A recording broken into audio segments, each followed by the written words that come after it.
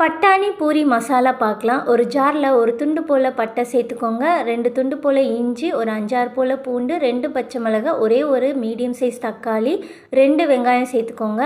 இது கூடவே ஒரு கொத்து போல் கருவேப்பிலை, ஒரு கொத்து போல் கொத்தமல்லி. இதை நைஸாக அரைச்சிட்டு ஒரு கடாயில் எண்ணெய் சேர்த்துட்டு, எதுவுமே சேர்க்க தேவையில்லை, நம்ம அரைச்ச விழுதை மட்டும் சேர்த்துட்டு மஞ்சப்பொடி, மிளகாய் பொடி, கரம் மசாலா, தேவையான அளவுக்கு கொஞ்சமாக உப்பு சேர்த்துக்கோங்க. சேர்த்துட்டு நல்லா மிக்ஸ் பண்ணிக்கோங்க. மூடி போட்டு வச்சு லோ ஃப்ளேமில் வச்சிங்கன்னா அந்த தண்ணி எல்லாமே சுருண்டு வந்துடும். அது வரைக்கும் நம்ம வெயிட் பண்ணி எடுத்துக்கணும். இந்த மாதிரி வந்ததுக்கப்புறமேட்டா நல்லா திக்காக வேக வச்ச பட்டாணியை சேர்த்துக்கோங்க. இது நல்லா ஒரு மேஷர் வச்சு நல்லா நசுக்கி விட்டுக்கோங்க. இந்த மாதிரி பண்ணும்போது அதோட டேஸ்ட்டே நல்லா சூப்பராக இருக்கும். அப்பப்போ நசுக்கி விட்டிங்கனாலே போதும். அந்த பட்டாணி அங்கங்கே இருக்கிற மாதிரி வச்சுக்கோங்க.